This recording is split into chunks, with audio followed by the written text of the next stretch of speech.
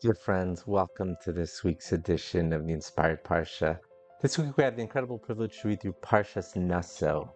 And like every Parsha in the Torah, there's so many beautiful, rich Torah ideas, but especially in the Hasidic world. And I just want to focus on one pasuk, one verse. It says, Isho Isha, this is in Bamidbar, in Numbers chapter 6, verse 2, it says, Isho Isha Kiyafle Lindor Neder Nazir Lahazir Lashem. A man or woman shall separate themselves by making a vow of a Nazir to separate for God. The concept of a Nazir is a very mysterious concept.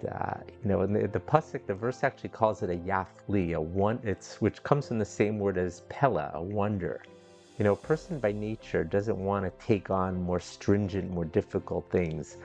But yet, a person does. If a person becomes a Nazir, how do we view a Nazir in the Torah?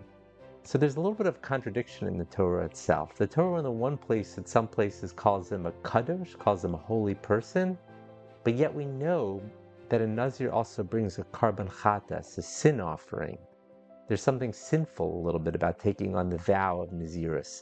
A Nazir, of course, is someone who takes on a stricter level of Judaism, puts certain stringencies on himself or herself that are not normally part of the Torah. For example, refraining from wine, refraining from some of the physical pleasures of the world. A Nazir takes this upon himself. So how do we view a Nazir? Is a Nazir something that's kadosh, that's holy? Or is a Nazir something that's sinful? And the Talmud itself actually seems to have a dispute. Some opinions seem to say that it's sinful. Other opinions seem to say that it is kadosh, it is holy. So which one is it?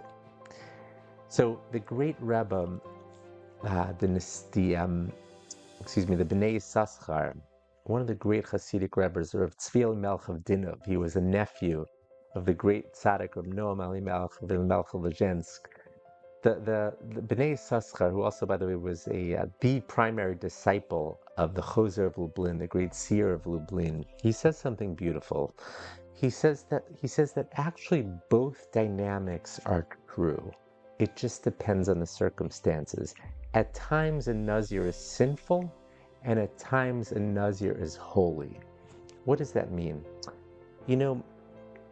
There are times when a person's getting close to Hashem, a person is doing good things, a person is learning more Torah, doing more mitzvos. And then all of a sudden the person decides to start taking on more chumras, more stringencies, even though he's in a state of closeness to God.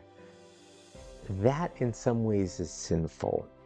Judaism was never meant to become an OCD religion, an obsessive compulsive religion where you're just taking on extremism and chumras, astringencies that are far beyond the letter of the law.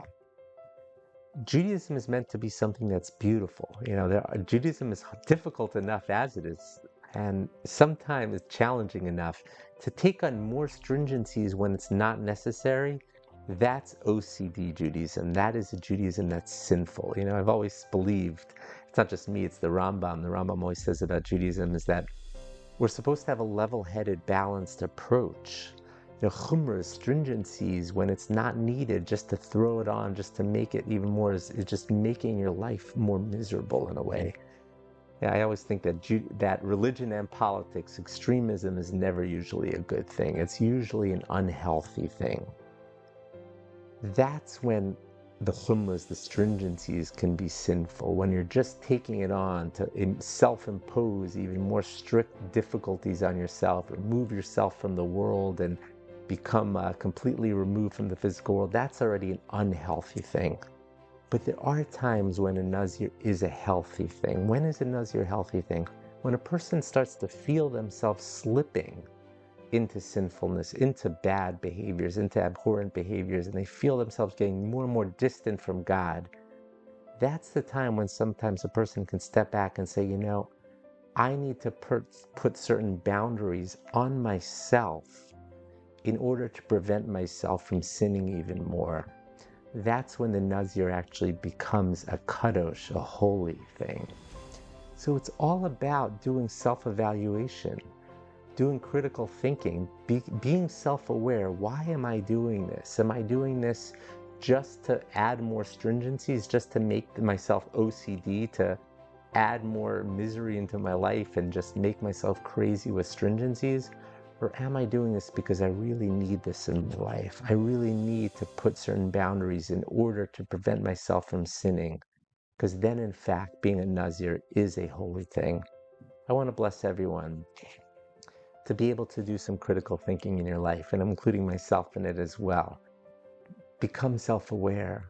I bless you to all become self-aware. What do I need in my life to bring myself closer to God?